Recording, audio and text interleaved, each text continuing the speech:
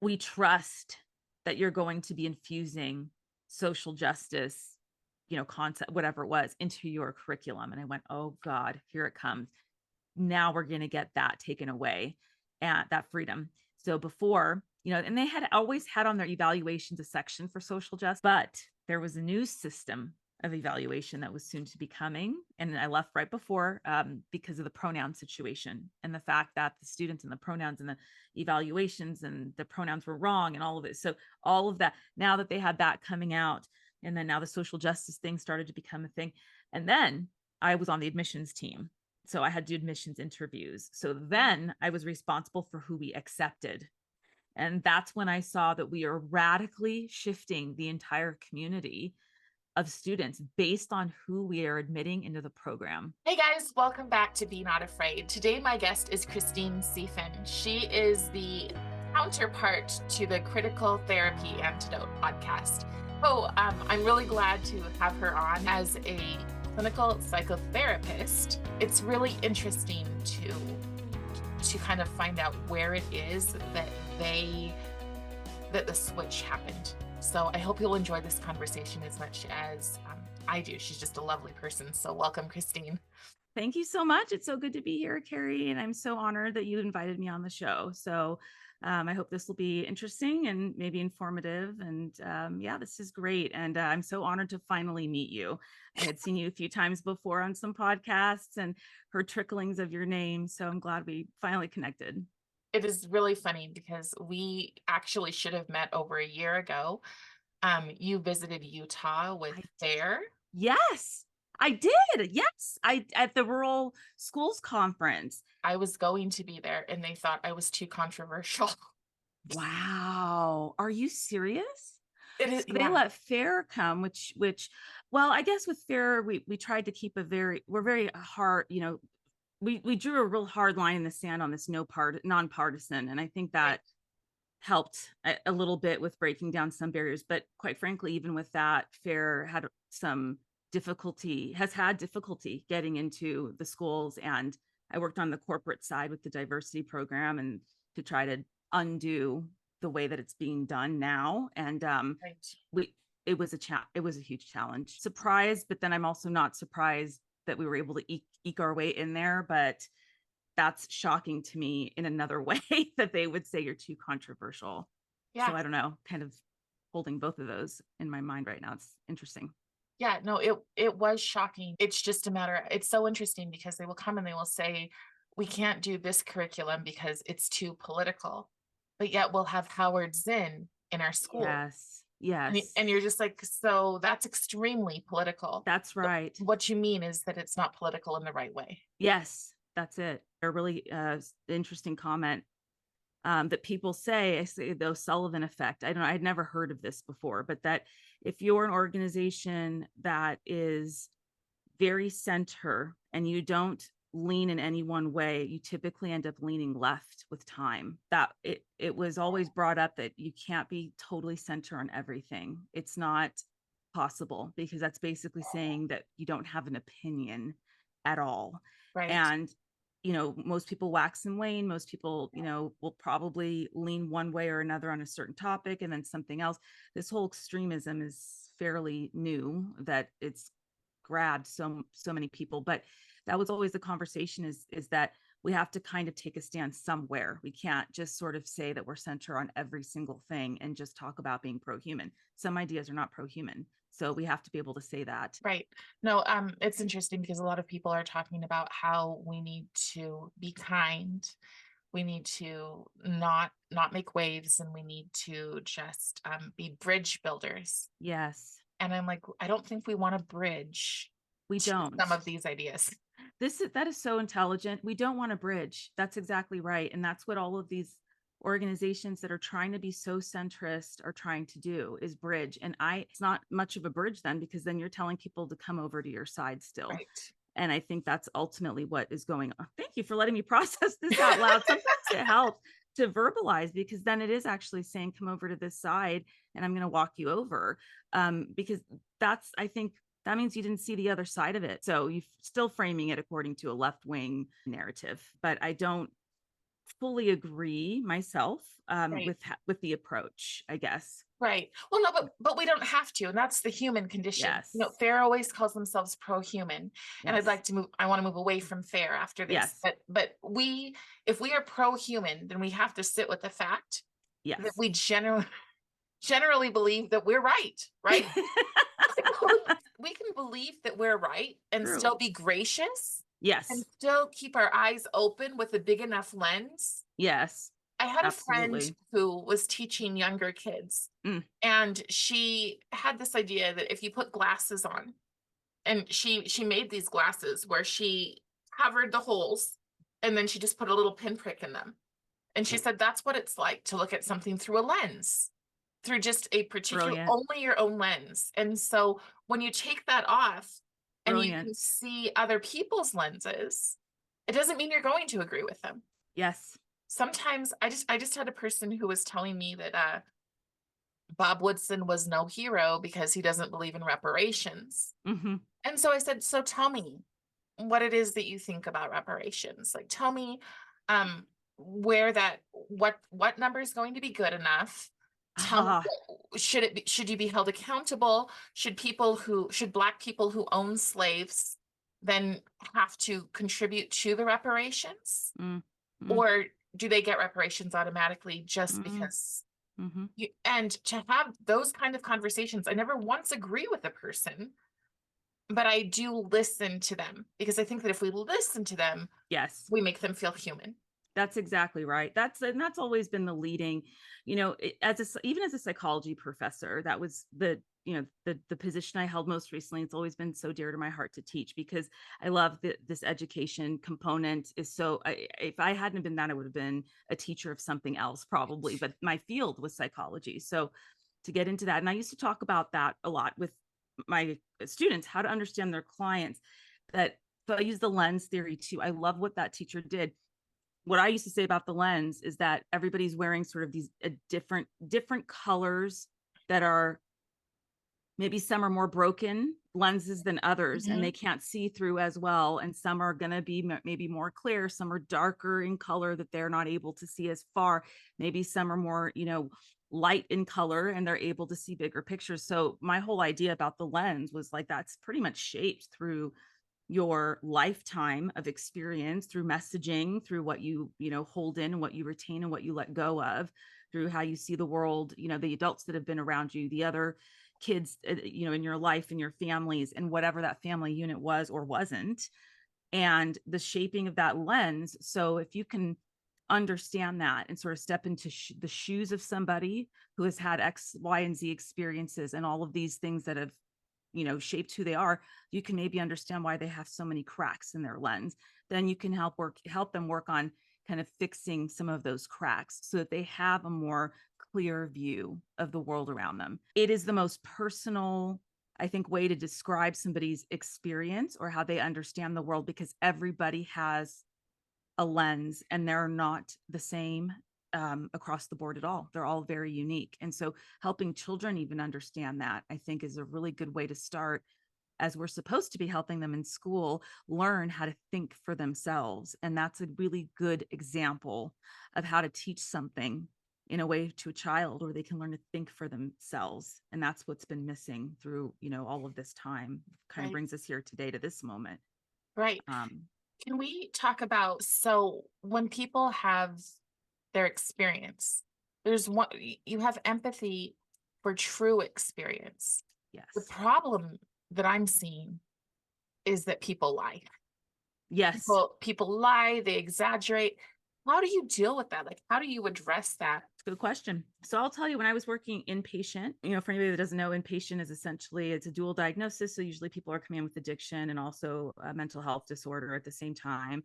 And so we would treat both the addiction and the mental health disorder. So mental health was brought into the treatment of addiction probably maybe 10 years ago, 15 years ago. And it's really been only embraced in the past 5. So it's fairly new still. And what I'll say is that we used to, because of the structure of inpatient, you get to know the clients on a very deep level. You're basically, working with them 8 hours a day in their own live and workspace, where they live, where they have meals. You end up having meals together too. Nothing is separate. So you also have other therapists there that are talking to your client.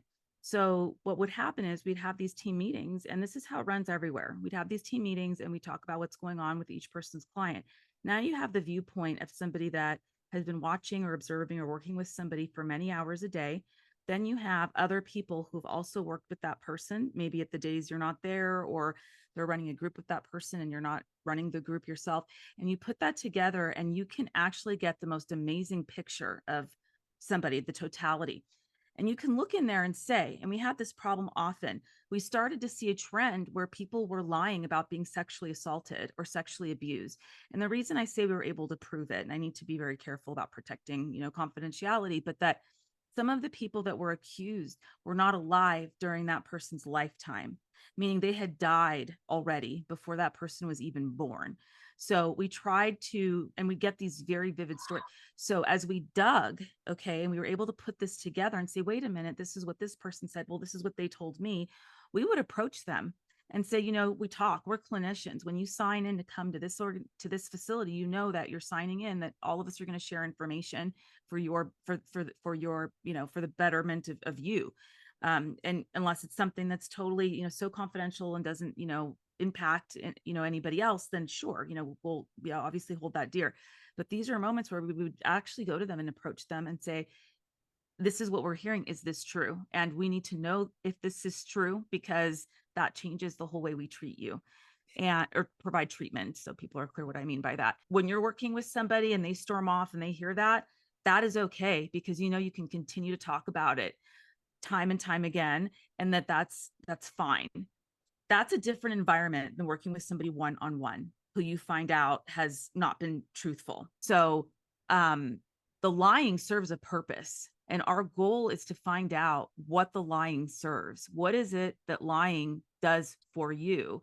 What is it that now, in order to catch them in the lie, we have to have evidence. So that's where the viewpoint of all of these different therapists and inpatient is helpful, because you have that. That's where, that's where all of that information is useful. Once we can get to that, then we can start to say, what's the purpose behind it and what do you gain from it? So what's the payoff? There's payoff in every action and behavior, whether we're consciously aware of what the payoff is or not. There's a payoff. If you're hungry and you eat this, that's the payoff, is that you respond to the hunger and you feel better. I mean, it's everything from that all the way up until how you have relationships that are more complicated and complex and dynamic, and how you problem solve and whatnot. So the lying served most of the time as some kind of defense. It served most of the time as a way to get empathy. It served as a way to connect to other people. It served as a way to feel part of something. And so that was what was really scary and dangerous, is that when you start to see stuff like this happen in schools and it becomes a virus and it catches. So before you know it, right, we've put so much emphasis on trauma and on trauma-informed treatment in the classroom and all of these things, to where the kids start to see that some of these kids that are talking about their trauma are getting treated a certain way. They're getting more excuses for whatever, turning in homework late. In the professional school of psychology that I taught at, they're getting passes for turning in assignments late because, they were traumatized. So you see that happening. It's very easy then, especially as a kid, to start using that as an excuse or as a way to get through the world, as a way to avoid hard conversations, hard outcomes that you don't like, feelings that are difficult, saying, well, I'm feeling dismissed right now. And so because I haven't suffered the way this person has, or makes me feel, not as good about myself, that I haven't experienced what this person has, in order to be loved and accepted, that's the way I'm going to be understood. So that's that whole thing is to talk about lying and how we approach it. And again, it's much more difficult when it's one-on-one, but you can catch it and you can say, this doesn't match up with what you've told me. And like I said, I've been lied to and I've had a feeling and I've missed it, but I've also not missed it. I've also had those conversations. I want to know why these are different stories that I'm hearing. I want to know what that's about. Okay, we're talking about blatant lies. It's not when somebody tells you a story 150 times and it changes a bit each time. That's kind of typical, actually. So, Right. but we're talking about the whole events, right? You're talking about life events that never happened, okay, at all. Right. What does that serve? And that's at the bottom of all of it. And I think that's how I try to help the students understand lying and help them understand what it is. So we need to have some compassion to an extent to be able to understand where it's coming from, but we can't be complicit and we can't collude. The collusion and the complicity is the biggest, it's way worse than the lying itself. But that's where we're at, from what I understand, that Yes, that's what today's mental 100%. health professionals are being taught to That's do, 100%. is that you have They're to be taught to be complicit. complicit. They're taught to collude. They're taught that it doesn't matter what really happened if the client's perception is something. Here's the thing about mental health.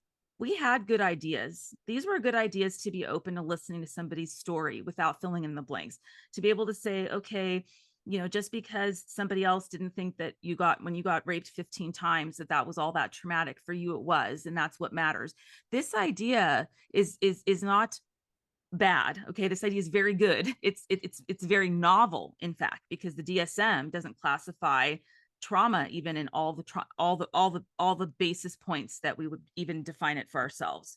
It's fairly loose. I'm sorry, it's fairly rigid in the sense that it only includes kind of these two specific threats to your life or perceived threat to your life. That's it. So it's very kind of black and white in one way, but also hard, there's also multiple interpretations to bring to it. We came in and said, let's give room, for people to have had traumatic experiences, having experienced something else, and let's make that okay to say I was traumatized by it. So all of this in theory started off great. And that's what seems to happen with these ideas, even social justice, the idea of diversity, the idea of differing viewpoints, the idea of the lived experience, and that being different than maybe what somebody else is saying their reality was, or what what we see as reality. Those are not bad ideas. The problem is the application of them, the application of this broad-based, umbrella-based, throw everything at the wall and see what sticks almost, is where the problem is, because now it's every single time. Now it's become the lived experience of them filling in the blanks when you're telling, when they say the sky is green and you're saying the sky is blue, and I have evidence for why the sky is blue, but we have to align with the sky is green to protect the client. That is where we are faltering and making a huge, huge disservice to treatment. That's a huge disservice, because you keep your client vulnerable, weak, and holding on to truths that reinforce to them that they're victims. It's the victimhood thinking. And that overarching, and I wrote some really good material about this, I'll share with you soon, about victimhood thinking. Yeah. And that whole entire kind of structure is what ends up leading people to be more resentful, and over time to group with others who have the victimhood thinking. And eventually over time that creates violence, and over time that creates cults, and over time that creates people kind of bonding, trauma bonding, I'll even say, over something that keeps them back rather than moves them forward, keeps them aggressive toward others. This me against the world, us against the world. Yes. That thinking is a huge problem. That is based off of what were good ideas that turned into very rotten ones, because they were not used with discretion and they were not used with nuance. That's our issue. How did this happen? Where you were in school when it was Yes. teaching, when the switch just happened? Was this Yes. switch gradual, slow, so that, because it seems like when I work with the K through 12 kid Yes. people, that it's very slow boiled. So Yes. so really great teachers will be like, I don't see it. I don't know what you're Yes. talking about. And Yes. then within a year, they're sending me messages going, You were oh right. my gosh, Yeah. what's going on? Yeah. So It's the same thing. It's a slow boil. I think it's the frog, the slow boil in the pot until, it's too late to jump out. When I was in school, I went to Antioch as a student and then I went back to teach. So I have a very interesting lens on the program because I was in it and then I also taught it. When I was in it, the first class we had was like society and the individual, and that would be your social justice class. That class was taught by a man who was one of the Little Rock Nine, and who first integrated in Little Rock, Arkansas, integrated an all-white school. right. Terry was his first name. I cannot remember his last. But the way he taught that class about diversity was be open to other people's life experience. Okay, so let's talk about this in an open. There was no, he even ended up saying that some of his best friends in life came from that all white school. I mean, he was very much about, we walked in there and we were kids and we just, gave it a chance. And those were some of my best friends. So his viewpoint was very much about not judging, or judging one's experience against another, not saying that one's had it worse than somebody else, leaving space in the room for everybody to have had their different experiences, and nobody's pain was ranked. So again, that's the first time that you see that kind of coming into the picture in psychology. And it's like, well, that's not a bad idea at all. We're not ranking anybody's pain here. We're not ranking anybody's experience. We're giving room for all of it. So that's where the launch pad was. And somehow over kind of the course of time, cut to 2016 or 2017 when I started teaching there, that shifted with the inauguration of Trump. That is where a major, so we're talking about 2016 election, right after he's elected. That is the huge take around the corner. This might be inflammatory to say, but I'm going to be very dead honest about this. It was right after that things went from bad to worse. And then when you had the death of George Floyd, that's when we fell off a cliff. Okay. And now I don't know that the field is recoverable in its current state. It's where we don't even know where the damage is. We don't even know who's alive from the crash off the cliff yet. We don't know if there are any survivors. Let's just put it that way. So we're assessing a crime scene here, and we have no idea who's alive and who died. And I say crime scene because it's intentional, in my opinion, that these things have happened. It's not by accident. So what in the world happened? I don't want to have this huge conversation about politics. We are aligned there, but I don't want to have, that's not where I want to head. But what I do want to understand is Donald Trump himself, Oprah Winfrey had him on her own show and said, why don't you run for president? So what happened that he became so hated so quickly in like a mass hysteria about him? Well, I think, I think he was the first person to say, to put you in the room. I mean, I think he was the first person to say, didn't he say on the debate stage with Hillary Clinton, she said something about the laws he abuses, and he goes, yeah, but you guys all use these same tax laws too. It was smart. And so I utilized it to my benefit. And that was like horrifying. He's like the first person to have really actually called out this behavior, to call out what looked like righteous. You're righteous and you're well, and you're a good human being if you're a Democrat and if you're a liberal. That's how I grew up. That's pretty much how most of the people I know grew up in my generation, believing that. So what happens over time is that I think you stop paying attention to what it is the Democrat or liberals are saying, and you just line up with whatever it is. Well, what are all the Democrats voting yes on for this election? Okay, great. I'm guilty because I've done this, and just checked off all of my answers based on what I was supposed to do as a good little Democrat and a good little liberal. And that's what I was taught. Over time, we gave up our power. So we essentially handed our power as individuals and as people to this party, this political party that told us that if we were good and righteous, that we would believe what they believed in. So we stopped thinking for ourselves, and we stopped using their brains to think. And I think when Donald Trump came, he shook all of that up. And I think he created a splash. I secretly wanted him to win. And I wasn't public about that. And I'm fine saying it here. I was secretly wanted him to win. I was tired of having another politician in office. I didn't want another person that was just going to do the same thing. Part of that is that I met my current to be husband.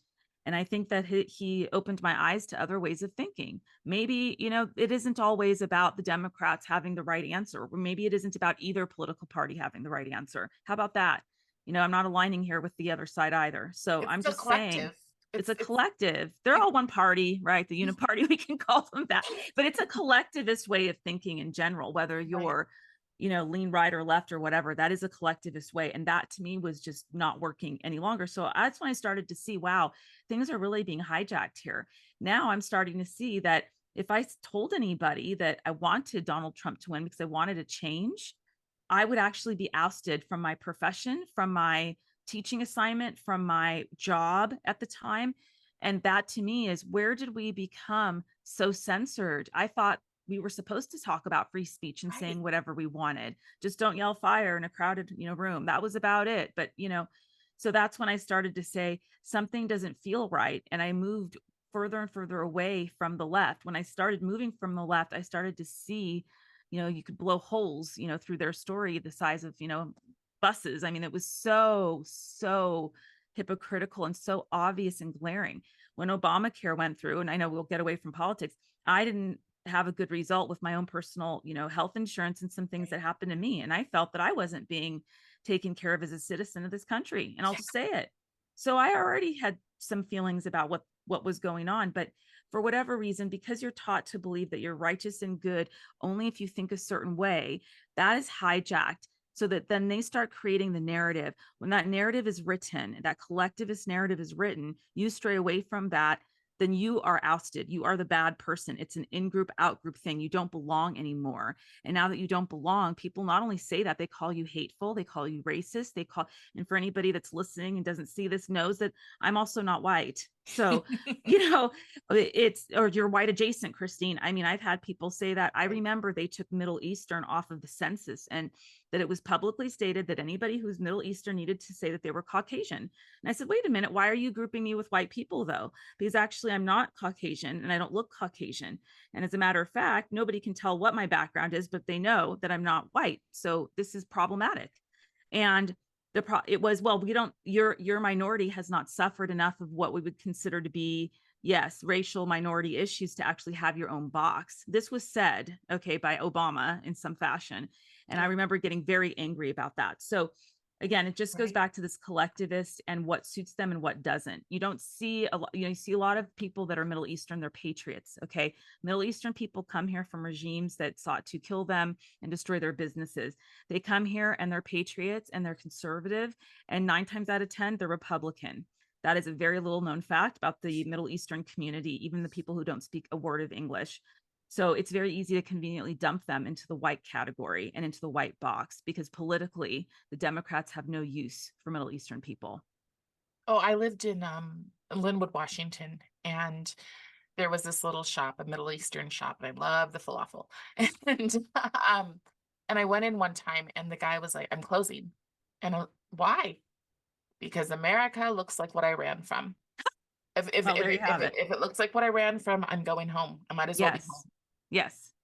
So When did that happen, Carrie? mm, maybe 2017. Okay. See, So that's when it's, yeah. yeah, yeah. So I think it was probably, I'm just trying to think of what I'm so age my surprised child it was that was. many years ago. And that's yeah, that's frightening that he was able to see it back then. And me as a citizen, I saw that there's some problems here, but to see it on that level, I mean, the granularity of that, it's really, I mean, amazing. What an insightful person. But that's what was happening. He called it. I've seen, I believe that if America is savable, that it's going to be savable by immigrants who have seen what's coming Yes. and who are like, no, Oh my gosh, you gave me chill bumps. they're the only people. One of the things I do want to go back to your time at Antioch, Yes. because I can't imagine what that would be like to have to answer those kind of questions, to have those discussions, and to be invalidated in your own Yes. experience because Yes. to them you're white. I think Yes.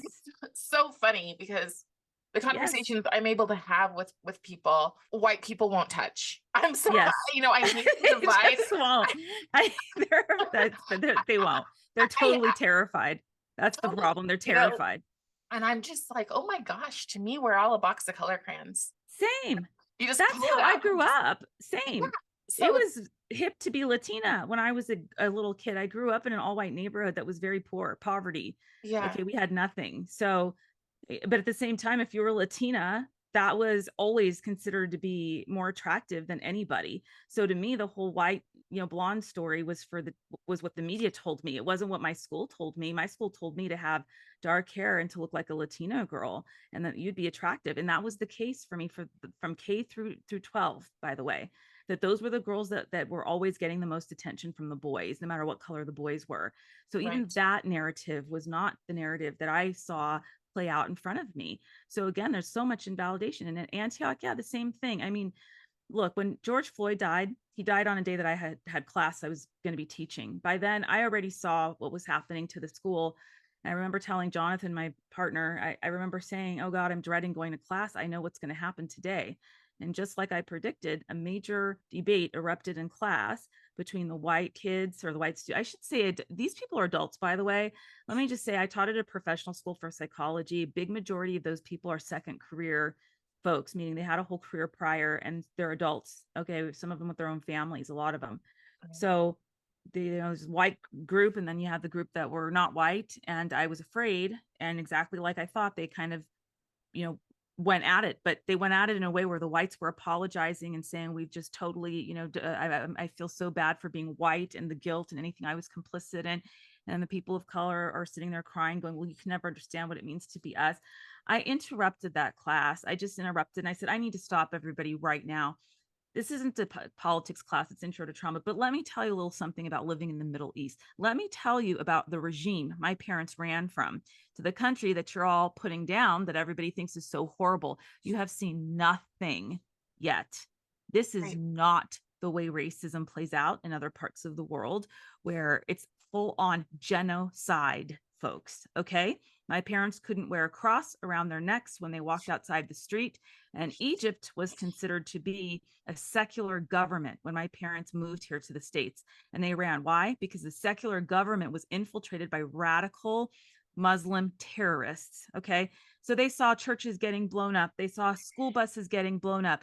They heard so many hate words and slang. You had to cover your cross. You couldn't walk in public with that around your neck. Everything was dangerous, because at the end of the day, you had these extremists that weren't being controlled, that weren't under control, that weren't being punished because they were complicit. The government was complicit and condoning and supporting financially all of these things happening. My parents saw that and said, we can't do this. We got to get to the United States. We've got to get out of here. I was born here. My sister was born in Egypt, and she has memories of what it was like living there. So I would tell them, listen, this is what my parents ran from. And you think you're going to call a police officer who's going to come and help you? They're going to look the other way. They're being paid off. And God knows you're not going to be able to sue anybody for $22 million and get a statue erected in your name and in your honor in the middle of a street. Not going to happen. And you want to go try to blow something up, or you want to go riot, they're going to go set bombs on you and blow you up. Okay. That's what the police are going to do and what they're going to be called to come for. You can't protest there. Protest? That's a big fat joke. Not only can you not protest, you sure as hell can't get excused from class to go to a protest because you're supporting BLM movement or whatever other 5 million letter movements that are out there running around right now. Right. So I lost it, and I went into that. And then I said, I don't want any comments from anyone. I don't want to hear it. We're ending it right now. And we're turning our attention to the course material for today, which is about, the psychology of trauma and how we treat it and whatever. I had a couple kids log off from the class. It was on Zoom, and then the rest stayed. The ones that logged off, I had a class right after that. Actually, they were a cohort bunch. They came back to that class. So they needed to cool off, but they came back to the class right after. So the point is, that's the only time I really went into that. But at the end of the day, in general, I always push the envelope. I was always the teacher or professor that said, you know what? I'm going to give you a case study on a white family that is really conservative, that's Southern. Okay. I used kind of a real composite, a real story composite. Mm-hmm. Yeah. And, this family taking their son to conversion therapy and whatever. And they said, I can't touch this with a 10-foot pole. And I said, okay, that's fine. So do you really believe that every family you see who's coming in for family therapy, or who, are parents of gay people, if you guys really, want to support, that community, you think they're all going to be, you think it's the immigrants, you think it's the Latinos and the Black folks? What do you know about what they believe and don't believe? What do you know? Do you know that they're mostly conservative, and they're not going to, if they're super Catholic, they're not going to, Christian, whatever it is, they're not necessarily going to stand for their kid being gay, and they're going to, so you're telling me this is about color. Let me tell you about color, and let me tell you about people of color. They have very conservative family views, folks. So you better get it together. Crazy. They vote Democrat, but their their principles are extreme. Yes, they're very socially conservative. Maybe they're fiscally Democrat, but they're socially conservative. And I said to them, and it was just a hush in the classroom. I mean, nobody could come back and say, well, you're wrong. So I said, the way that you have to learn to treat this family and this child is you have to start from a place that maybe they actually do love their kid, and they think this is the way to love their child. Maybe they actually believe that. Maybe they believe loving their child is preventing them from going to hell, which means they can't be gay. So do I believe that? No, but I'm not here to believe what they believe or for you to believe what they believe. But how do you work with a family like that? You step into their shoes and you Right. understand where they're coming from. They are And if that's what stripping our they kids. believe, you start They're off, stripping people of empathy. they're stripping people of empathy. And I said, if you can't start with a point of compassion and a point of empathy and benefit of the doubt, get out of my classroom and get out of the field. I literally said Good. that.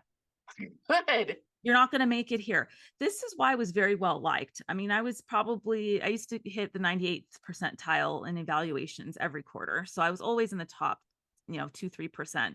And I don't say that to sit there and brag. I say that because they liked that I pushed them and that I was rigorous about it, that I didn't back down even when I was shaking in my boots. My heart would be racing. I couldn't breathe. I was sweating like crazy. And I wanted everything, just to run out of the classroom myself. And I would sit there. They didn't know how terrified I was to say these things out loud. And Right. I just said, it's a disservice if I don't. So I'm going to say it anyway. What's the worst that's going to happen? And that's how Right. I've lived, my life in the past. I've lived my life like that forever. I didn't have the luxury of my parents driving me to school every day. I took a city bus full of strangers and homeless people and all sorts of different, shenanigans. My sister and I, we grew up in poverty-stricken area where people broke into each other's homes constantly. We walked home from school together and somebody was in the house, and my sister took me and we went running to the babysitter's house. So, I mean, it's just kind of like I didn't grow up with all that. My parents were like, okay, well, you're alive, so that's fine. You got to get moving. My parents were at work all day. They were in English classes after that. They had to take classes to get their citizenship. My parents immigrated here legally, and they became full-fledged citizens, and they needed to take second jobs after all that was done to be able to put enough food on the table so we could move to a location that was middle class and get out of where we were, which was, right next to poverty. I mean, so I didn't have that viewpoint. I didn't have people doing things for me. I didn't, neither did my sister. So we didn't have the luxury of being able to sit there and Can we question. call it what it is? You didn't have privilege. I didn't have privilege. You didn't That's have the word. privilege. Like that's real privilege. Yes, And that's right. to My take Black it friend, away. she had that privilege. Okay. She got to join the Brownies and the Girl Scouts because her mom was able to take her and they had money for her to buy cute new clothes and get her hair done really cute. I didn't. Yeah. I wore used uniforms that were donated, and some of them were too small. And I remember bending over in classroom one day and my skirt was too small. I was in the second grade. You could see my underwear. And my teacher was like, oh my gosh, Christine, and I said, please don't tell my parents they don't have any money. And if they find out, they're going to fight. Please don't tell them. I was crying and hysterical. And my little Black friend, she had the brand new uniform. She got all the good food at lunch, like she didn't get the crappy peanut butter and jelly. Like she got the snack. Lunchable. Right. She got the Lunchable. That's right. Yeah. So it's sort of like my perception, of the world, and that it's the privilege is not there. And I grew, I grew up with seeing some people who had it and a lot of people who didn't. And but it looked really different. It looked really different. Even the ones who didn't have a lot of money, the fact that they could speak English was alone enough of a privilege for them to be tuned into what was happening at school in a way that my parents couldn't understand. They didn't understand that I got bullied and things like that because they couldn't really to them, it's not how they grew up, and they didn't have a huge grasp of the American culture. So Right. they didn't understand those things. It wasn't until I was in high school that my mom started to be more aware. So those first 16 years of my life, nobody really got it in terms of my parents, even though, they knew there were bad kids out there, but they didn't understand what bullying was. As long as I wasn't doing drugs and I had good grades, they were fine. Right. Well, and that's the thing is that it's like they've taken a giant eraser and just erased your experience Yes. because you don't fit into a Yes. certain category, and they don't even attempt to understand your Yes. experience. Yes. That's always my argument, is that invite every single person into the room. You said this earlier. Nobody's pain is ranked. Yes. And if we looked at the world that way, yes, I get that I live in a certain part of Utah where people are like, if they're on the school board, they have, so was their parents, and so was their parents. Like they founded this town. right? And so they have a certain amount of privilege that they're holding on and saying, well, I have this, and so everyone else.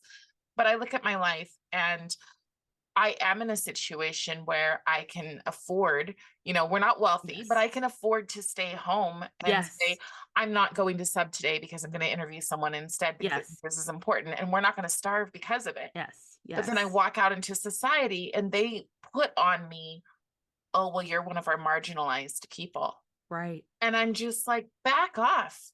I'm not that Yes. marginalized. If my child needs and oftentimes Yes. wants something, I'm going to go get it because Yes. I can. Yes. Even though I grew up in the foster system, even though I've been through all sorts of Didn't crazy, know that. like to look at my life and to say that I'm somehow reduced to nothing, the Yes. color of my skin, or to look at your life and Yes. say, let's just take an eraser to everything, Yes. to the fact that Yes. your family had to move away from bombings, Yes. that they That kind had of to cover up violence. who they were literally. Correct. Literally, you cannot, that necklace you're wearing right now. Yeah. Yeah. And that they Yeah, had you to can't do cover that there. they Yeah. had to cover all of that stuff. But yet you don't matter Yes. because you don't Yes. fit a narrative. Well, and the thing about that, and that's very true, because actually, if you are a tourist and you're wearing that necklace around you, that's okay. It's if you live there that's not that's a problem. So there, it was more dangerous to be a citizen than it was to be somebody who came and visited. They could just say you're some stupid tourist, and that's fine. So, but you can't live there like that. And based on privilege, I myself now I live in what you would maybe call privileged life. I also am able to not work at this. We live in a pretty affluent community, and I didn't think I would ever be in a position like I am now because I worked so much and I have always had more than one job. I've always either been in school and working. And so I followed this example my parents set, that it was never enough to just do one thing. I had to have multiple things going on, or maybe I would lose it all, or maybe I wasn't valuable.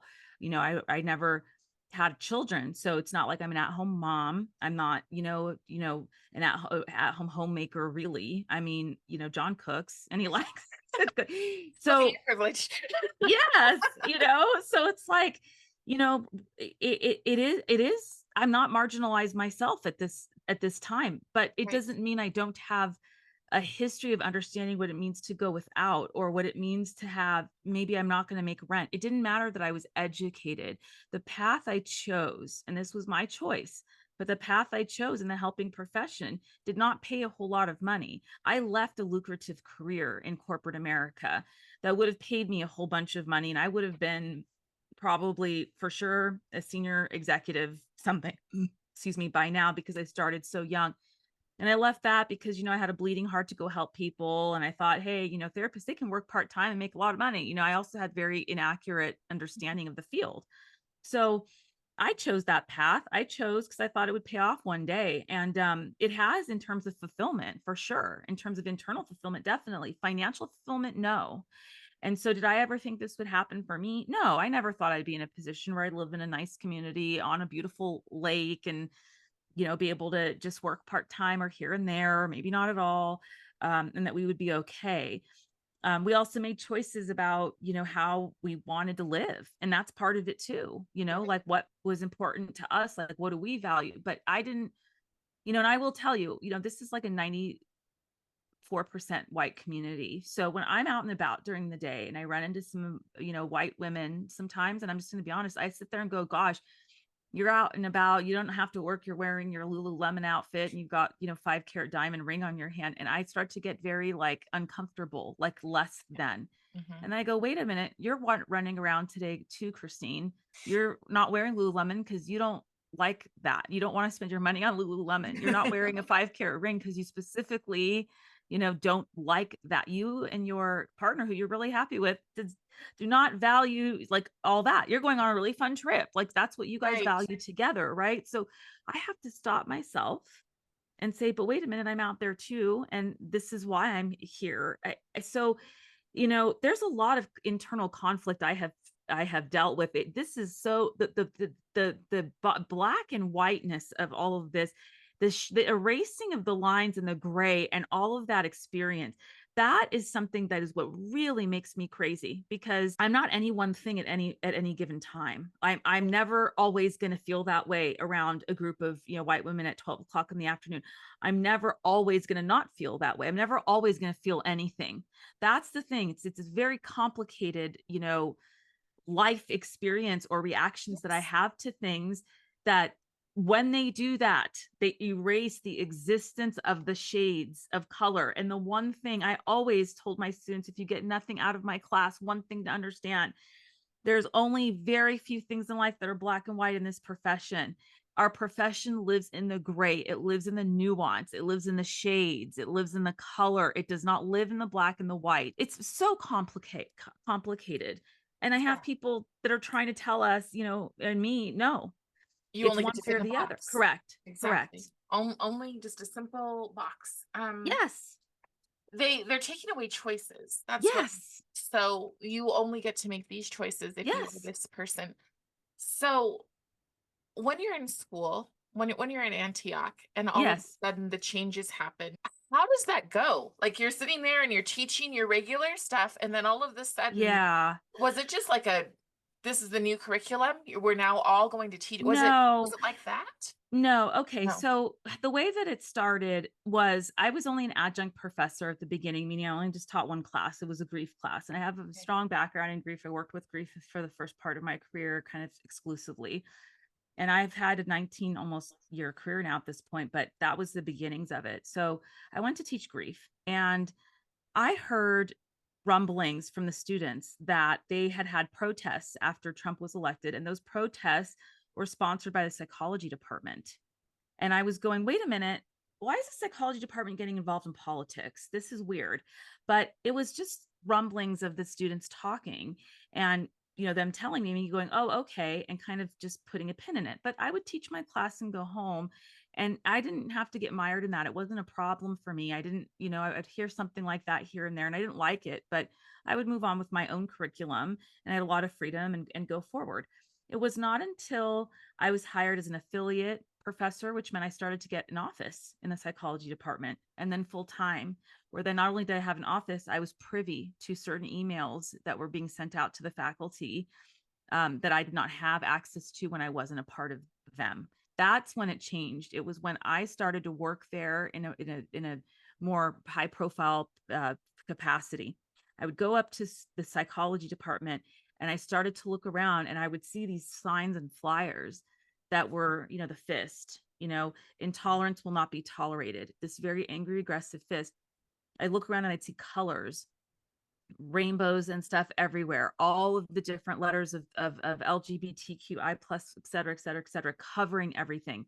The, intolerance will not be tolerated. The social justice minded, the how to decolonize, de-white your classroom, all of these very specific. And I'd sit there and go, the psychology department? And I would have this, my heart would sink to the bottom of my stomach.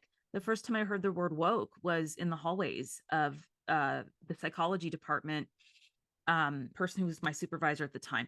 So I didn't even know what any of this stuff, I did not know the extent. And then I heard woke, and I put together what I thought it meant. I didn't even tell her I'd never heard that word. I kind of went, oh my gosh, I think what she means is that with the student saying that he's woke now, that he understands all the ways he's been marginalized and disenfranchised as a Black man. I just knew immediately that that's what I could put it together. He's woken up, he's a, that's how that kind of came to be. And I went, uh-oh, what's happening here? And so I still was able to kind of, that was around 2018, 2019. I was still able to kind of hide in the shadows a bit, and not be so in it. It was when we started getting emails from the administration that started to support political positions.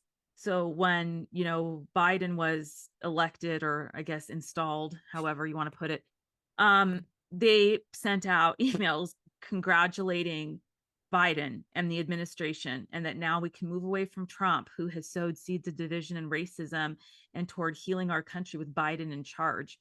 And I was sick to my stomach. I mean, I couldn't stand it. It was horrifying. So that's when you start to see, or I started to see, okay, this is really going in a direction that I don't know how to undo this. So things started coming out about that. And then things were coming out about the vaccine, and we needed to all be vaxxed to go back to work. And I didn't, to me, that was like, well, isn't it my choice? Like, where's my choice in this? There was no choice, you know? So all of the stuff that started to roll out, and I went, okay, I'm not going to be protected anymore. That the days of me being protected or respected for my, outside of the box thinking, I'm not going to get back. That I'm on my own here on a ledge. God forbid a student or whomever complains about me, there's going to be a problem. And I started to get excuses from the students about, oh, I'm going to miss your class today, I've been very depressed. Somebody said something that was transphobic, a professor did, and it's upset me. I got emails like that all the time, and I had to excuse the absences. They had an excused absence to go protest BLM and all that stuff after George Floyd. All of those kinds of things that were going on were very quickly shifting. And I was starting to see that now. And then there was kind of the emails that came out that then said, we trust that you're going to be infusing social justice, concept, whatever it was, into your curriculum. And I went, oh God, here it comes. Now we're going to get that taken away, and that freedom. So before, and they had always had on their evaluations a section for social justice, but there was a new system of evaluation that was soon to be coming. And I left right before because of the pronoun situation and the fact that the students and the pronouns and the evaluations and the pronouns were wrong and all of it. So all of that, now that they had that coming out, and then now the social justice thing started to become a thing. And then I was on the admissions team. So I had to do admissions interviews. So then I was responsible for who we accepted. And that's when I saw that we are radically shifting the entire community of students based on who we are admitting into the program. Based on, gee, we don't have enough men who are Black. This guy's Black. It doesn't matter that he can't read or write. I'm going to go ahead and just admit him. Ching. Yes. She's a white woman who's, affluentish or something, or comes from, we have a lot of her. What is it that I can pull out to justify why I accepted her? Okay. Maybe I'm not going to then. Okay. No, I mean, it was to that extent that we were admitting people to fulfill quotas. And if you had a social justice answer in it prepared for your interview, it was like an automatic acceptance. That was what they cared about the most. Then, you go to the website and you see that the application has changed now. So the essays, I used to be able to look at their, essays and stuff. They were usually just open questions. Now it's, if you write about you can write about a social justice movement, or something you're doing to bring social justice to your community, or you can write about whatever the second option was. So that's how it's evolved. So we're not only like changing the curriculum, we're changing the fabric of the actual population of students, which is actually changing the fabric of the profession. We're literally doing it in real time, and I was a part of it. I'm sitting there selecting people who are going to be the warriors, one by one by one by one, selecting what we're going to be the next team that was going to go out there and take over. And that's the entire fabric of the profession. Somebody like me, who was so anti all of it, to be able to be swept to some extent, swept up in it for the admissions component, at least, it just sort of tells you why people get caught up and they get choked. I had to leave on a medical leave. So it was me taking time off that I really could assess what was going on. I had to be that far away. I had to be in bed ill with nothing else to do, to be able to say, oh my God, I need to get out of this, and I don't know what to do with my career, but I have to get out. That's when I found fair. So I've said this before in other podcasts, but I feel like that is an exact example. Like, you always wonder, how in the world did people let themselves become Nazis? How, I mean, seriously, like, how in the It world is so would you turn your true. back when the worst and the most evil things were happening? Yes. Because you're like, Yes. it's my job. It's my job. It's I got to put food on everything the that I've table. built. It's Yeah. everything I've built. And when you are a therapist, and I would say probably lots of professions, but when you're a therapist, the therapist is the tool. You are the tool. It is who You cannot separate yourself from your identity as a therapist. It's very hard to do that because the totality of who you are is what you bring into the room to work with your clients. That's the whole purpose of like the self-awareness stuff that they want you to do, the pieces that are really important, that they're dismissing now, but that have been important because that's what you bring in as this sort of tool. So your identity is very based on that. So not only do you have it being a job, it's also a career. And then it's also something you worked really hard. I mean, for no money in order to get licensed. To get a full-time teaching faculty gig with only a master's degree, okay, is so unheard of. I was going to give all that up. Are you serious? There would never be a way that I'd ever be able to be a full-time. And by the way, I was getting offers from other universities, not to be full-time, but to be adjunct. The fact that they would hire me full-time and then I could be adjunct somewhere else, teaching a couple class. I mean, this was like the most dream scenario I could have ever pictured for Did you myself ever because I didn't have a question, doctorate. did you ever question if you were getting these offers as a diversity hire? I didn't. And that's a very good question. I never thought about it that way. I was approached when a full-time spot came up and my boss was like, listen, I know you've talked about it and the students here really like you. What do you think about taking it? And I remember that there was competition. There were other people. There was a trans man who was trying to get that slot for years and he got turned down. So there were other people. It could have been that there was that it was a diversity hire for sure. I never thought about that, but that's very possible. He didn't get the spot, but there were other people that were vying for it, who had been adjunct professors for a long time who didn't get the spot. So I don't know how much of it was based on that. And there could have been a component. And at the time I would have told you, well, I don't even care because I felt so lucky. But at the end of the day, was I the best choice? I mean, I don't know. I think I was pretty good, for what I was trying to do. But I think the fact that my identity was so tied into that, and I guess it goes back to kind of what I started with, is that that's when it's really difficult to separate because now we're talking about building in that component, that part of my identity. Now we're talking about, gee, I can't just, go and become full-time just anywhere. You have to have an opening and then you have to be, interviewed by panels and all this crap and you need a doctorate. It's not going to happen. So all of this stuff.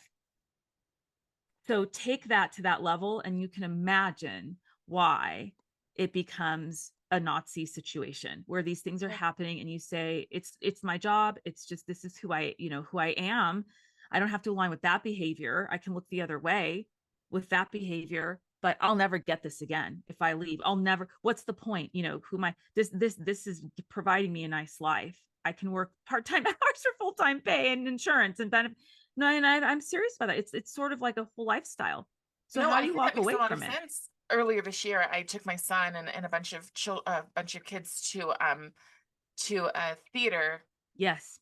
thing, and every single show has to have a black lead in it. Yes. I'm like, I am sorry, but Maria from The Sound of Music, are you freaking kidding me? It does not fit. No. There's nothing this is No. Nazis, guys. What are you doing? No. And she was Yes. wonderful, Yes. but I Yes. still was like, I cannot imagine what it would feel like to know Yes. that I'm only in X position because of the color of my skin or because I check the boxes. Yeah, they're doing it. My friend, the black woman, we're still friends. We've been friends since we were 6 years old.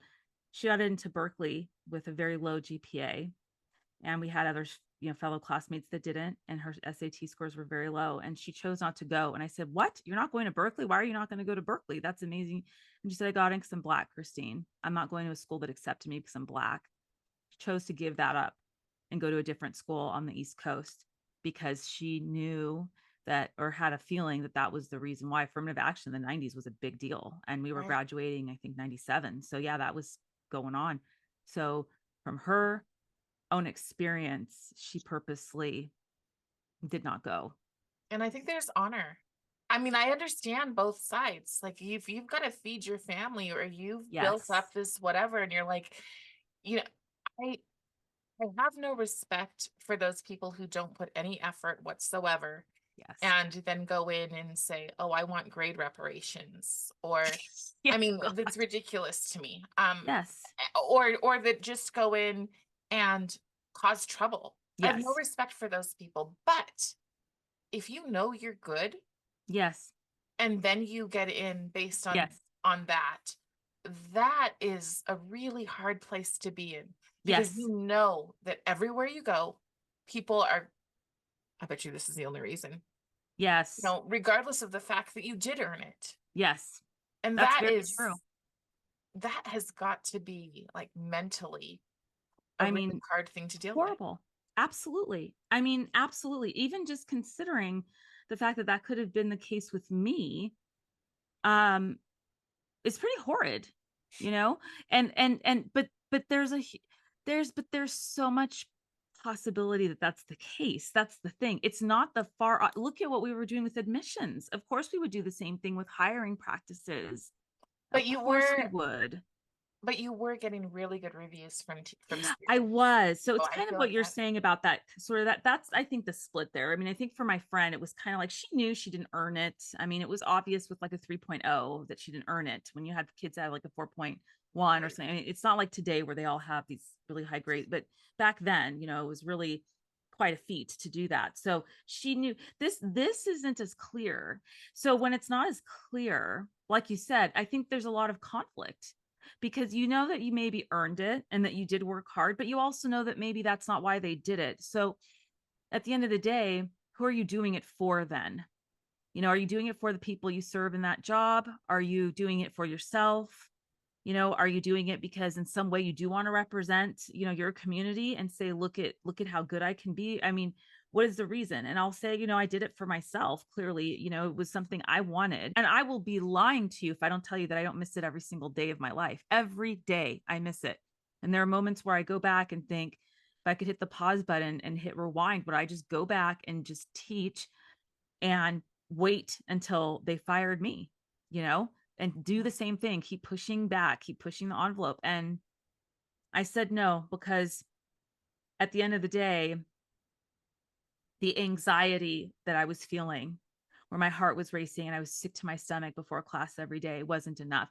It or was too much. It was when, they started commenting on videos I would show in class, about, there's one particular one that's sort of what I've talked about on a lot of these podcasts, but it's this video that shows like a new model of how to treat addiction. And it's a TED talk, and it's done by this woman who's a firefighter who lives in West Virginia.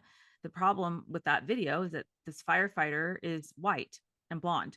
They were very upset by that, and she's helping community out that's a poor white community that has a lot of heavy opioid and narcotic opioids, really, addiction, that are overdosing. They're not helping inner city Black youth or inner city Latino youth or inner city whatever, fill in the blank youth. And my point to them was, it doesn't matter though. This is something that can be adapted to any community. The whole point is the structure of the model. These are still human beings who have addiction problems, who need treatment and need help. That's the commonality. And she's right, talking about interventions that work. They saw like 60% reduction in overdose and like 30% increase in people that like went to get sober. I mean, it was huge, huge right. returns and receipts that she had.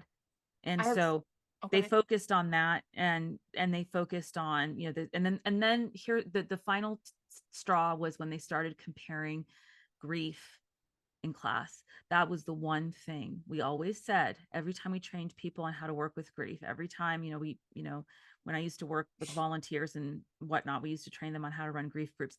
We always said, you don't rank grief. You never, expect that one is worse than the other. When they started to rank grief based on the marginalization model, that was when I was really like, I had taken a major hit. That's a kick in the stomach, because grief was my baby. It was my passion. We're the only school that taught or made it requirement to take an entire quarter of that class. It's hard to find any school that teaches more than one afternoon of that class, and here I am with seminars and teaching quarter 10-week courses and all this kind of, that was my baby. That was my area. And so when they did that, that was when it was not, I knew I couldn't go back. Well, yes, but that person was rich, and the other person who found their kid dead in their room is poor. So who has it worse? And, I've sat with a lot of rich people whose kids died and a lot of poor people whose kids died. And the one thing those rich people said is, I would give everything and live in a shack tomorrow if I could have my kid back. I don't care Right. about the money. It doesn't bring my child back. And when you would Yeah. see them interact in group, money didn't come up. Why? Because the grief groups that we were offering were pretty much, free. They were sliding scale, but pretty much free. If you didn't want to pay, you Right. didn't pay. So we made it not an issue. We took it off the table. We went and did groups in the community. We went to schools and did groups there, so parents didn't have to bring their kids in. So, I mean, there was so many ways in which we were serving the community, and we didn't have to do that by ranking grief. We didn't have to do that by talking about marginalization. We just went, there's grief here, let's go. There's grief here, let's go. You need a group, come on in. And that right there is why it was the most successful, largest grief center in the entire state and number 2 in the country. Okay. And why it's still standing. And that's the reason. It's not because we ranked grief. So when they started ranking it in my classroom, that this parent deserves more condolences than this parent, and I told them, there was a story of a child who witnessed his, wealthy father murder his mother on the front lawn of their home in a wealthy neighborhood out here. DV, domestic violence, happens in affluent communities all the time. Same percentage, I believe, as it is in the lower income, the highest and the lowest. So it's not uncommon. Okay. It's just, you don't see it or hear about it as much in these circles where they have more affluence. Doesn't mean it doesn't happen. Christine, they're teaching racism. So they're teaching racism. Yes, that's kind of the bottom line. They're teaching racism.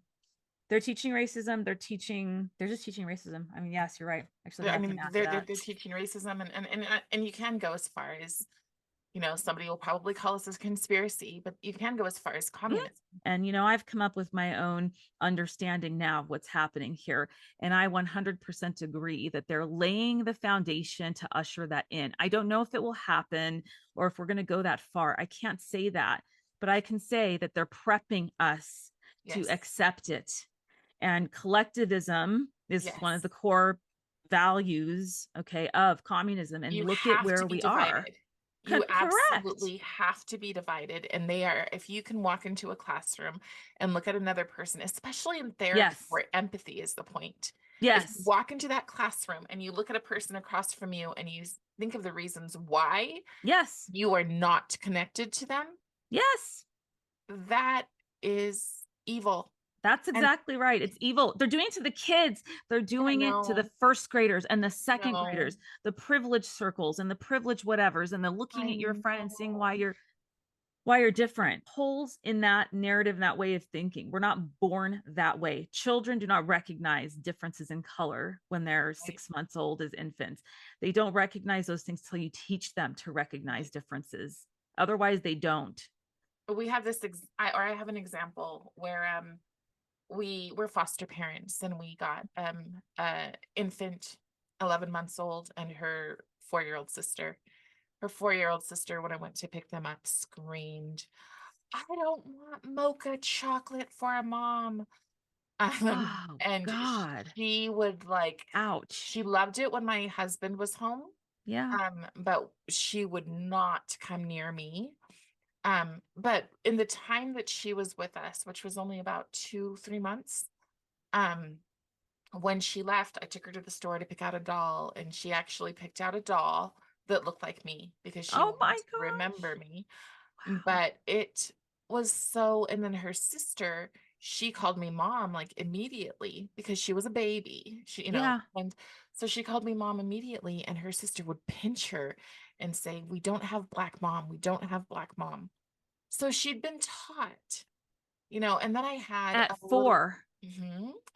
And then I had a little girl, another situation where the little boy's dad was a white supremacist and the little girl's dad was a Black Lives Matter. Oh And my these two children gosh. shared a room. They were small. They shared Yeah. a room and there was nothing. And it was the most beautiful Yes. thing because you're Yes. seeing these kids Yes. who love each other, They who just go want to be places together friends. and they're just Yes. friends. And then would hear the most horrible things when you It's take them to a visit. unbelievable. And so it is. It's absolutely. It's absolutely taught. It's absolutely, absolutely Yes. taught. And Yes. the fact that we have people willing to do it Yes. is painful to the soul. So I wanted to go back to when you said, I don't know if you should have stayed or should have went. I think it's important that people do both. Yes. There are some people that need to stay because they are the guard. If Yes. they're not there, they're opening up the doors for more Yes. activists to come in and replace them. Yes. And it's so heavy on the soul. Yes. It is so, so heavy on the soul that like I've I've heard just recently of teachers being told that they need to divide the kids by their race and grade them accordingly and Yes. adjust their teaching to fit their races. Yes. I couldn't do it. No. I would be fired the first day because I would really be like, what BS is this? Like, I'm not doing it. So, Look, I think it's too hard. For me, it was too, this is what I was able to give, when the students came to me and said, can you be my advisor? I'm having a really hard time, in class because I'm a white guy. Okay. This is what I would get all the time. And they're telling me I can't talk. They're telling me I cannot talk and I'm getting bullied by the teachers. So, and this is like Zoom chats and things. So, I mean, you could see that they were being honest with me. So, screenshotting things. yeah. And so it's sort of like, okay, well, I was there and said, okay, you know what? It's true. And this is what I'm going to tell you about what's going on. And now you have the choice to make. Do you want to continue? And do you want to just get through it and then practice your own way? Or do you want to, or is this too much and you're not able to do it? And I would be very honest with them about it. And that was, I pulled no punches. There were some, people that said, I'm struggling. And I would just say, why? Because you're white male, you're having trouble in the class. Oh my gosh, how did you know? So I would just take these little wounded birds. And that was my way of kind of trying to be a guard or a shield in some way. I would just be very honest with them and say, that's exactly what's happening. You're not crazy. And if you don't want that, then but it's not going to change anytime soon and it's just going to worsen, so I was very honest with them. So that was the best I could do, to just work with what I had at the time and to just work with, but now it's so upsetting. It's so upsetting that it was interrupting. I was just I was becoming a resentful person, I felt like, in the teaching of material. And I didn't like that. And I didn't like that I felt intimidated and bullied too. And I felt bullied by the students in certain scenarios. And I felt bullied by the staff in certain scenarios, just from the conversations and things in the hallway. It was sort of like I had to put my head down and shut the door, because if they heard what I really thought, right? So, I mean, it was very, very, very unwelcoming. So, you're right though about it's both. Some people need to stay and be the guards, and some people have got to walk away, and some people have to say something. Okay, I am never the white pill. I'm always asking my guests for their last little piece of hope, but I want to, but I'm gonna be the white pill here. Okay. Um, these Yes, ideas are so bad that in other countries, no, really, like in that other is true. countries, right? They're already flipping. That They're is true. already going, whoa, Yes, we went too far. yes, yes, So yes, I believe, and I need yes, to keep believing that yes, in the next couple of years, yes. I don't think it's going to get as bad as it can until the next round of elections. And Agreed. then I do believe that in the next round of elections, nothing's going to change. Yeah, I agree. Um, and when that happens, then we'll really see the intentions. And when we Yes, really see the intention, I think people will wake up. yes, Because when you yes, first started with, this party believed that they were the good, the compassionate, the caring, yes. there's a point where you realize you are literally sacrificing your child. Correct. And by believing these, I mean literally Yes. chop my child up. Yes. Okay. So at some point, when it's your kid, because that's the reality, is that they want 1 in 4 kids. One Well, in four. 1 in 4 kids to be gender queer. Um, 25%. and that Wow. so the chances of it coming to your door, if you don't Yes. fortify your family, Yes. whatever that means to you, the chances that if you don't do that are great. And so when it comes to your home, and I have been around people who've said, why weren't you speaking 5 years ago? why weren't you, why wasn't this group there or whatever? And it's like, because I had no idea. Exactly. The second I had an idea, I got up and spoke. Same. And That's I how was I at, feel too. yes, I And was I started with my own community, which was my students, right? And then right. Exactly. now here we are. You were giving hope to those kids. And I bet you that there are some kids who are Yeah, hanging I think on to so. truth because of what you said Think when you so. closed the door and were their advisor. I I, think I, so. yes, and that's all that we can do. But it is something that we can do, and it's something that we can do every It's single day. important. Wrong. My sister sits and talks to her kids. I mean, Yeah. this seems so simple, but they just talk. They have conversations about these things. No, no, I think a lot of people don't know how anymore. They just A don't lot know of people, how. their kids throw a fit if you take away their phones, right? Yes, So we've that's forgotten how true. to have that relationship with our kids. That's true. So the only way that we solve all these problems are by going backwards. Yes. Therapy has such an important role. Our kids are being indoctrinated. Yes. They are being brainwashed, and Yes. a good therapist could help so much with that. But you have to be Yes. careful about where you You take have your to kids' interview therapy. your therapist for your child. And you have to interview them, especially not just for yourself when if you're going to seek therapy. That's one thing, but it's the kids because the therapists are aligning, including with the children. And that's the problem. They're bringing the parent into it, saying, listen, your kid is telling you that they're, transgender, they're queer, they're whatever they are, and you're not listening. And the parents are like, oh my God, I want to hear them out. And they're looking to you as an expert. The control that therapists have over this is so great and so extensive that they can make huge change in a positive direction because of it, or they can go to the dark side and make huge change that cripples and topples lives that are unlimited domino effect of lives that are toppled and crushed and destroyed. That's the kind of power that is in our hands right now. This is not an overstatement. I cannot overstate it enough. As a matter of fact, that is the kind of power that we are being entrusted with. What are we going to do with it? That's the question. Yes, yes. And I think that you guys have the power to destroy families, and that's Yes, ultimately the goal, is how can families be destroyed? Because they family, want to destroy the nuclear family, whatever it yeah. is that shapes. I'm not even saying the nuclear family needs to be, organized in a certain structure, but the basics of the nuclear family, which is two parents, no Hmm. matter the gender or Hmm. sex, Hmm. two parents as Hmm. the structure and the sort of the people that are the authoritative bodies in the Hmm. home and set the boundaries and set the pace and the limits and the values, and then the children who are in this set down here who are kind of in that within that structure and fall. That is what they want to diminish and destroy. That Yep. is what they're trying to destroy. So that structure that we have, so the parents now are put in a structure where they're aligned with the kids. I mean, they're put on the same level as the kids, and now you have the school and or society being the authoritative voice.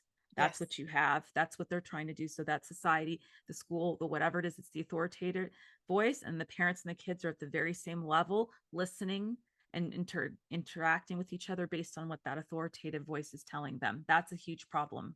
Yes.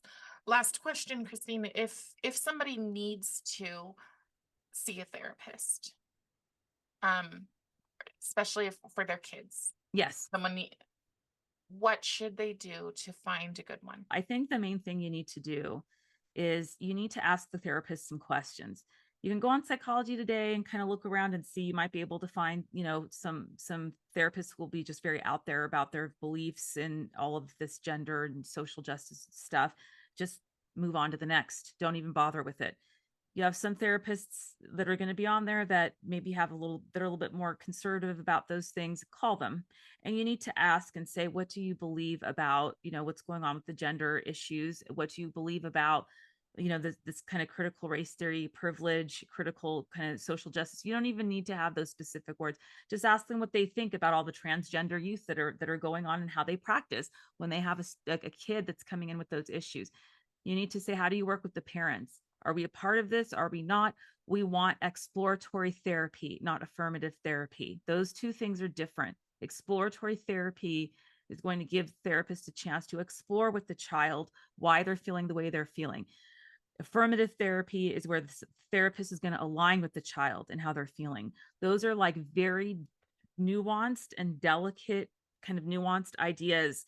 They're crucial in choosing a person who's a therapist, because without the exploratory part of it, and you're jumping into affirmative therapy, you're affirming. The exploratory therapy tells you what's going on underneath, because that is not the problem majority of the time, huge majority of the time, 99% of the time.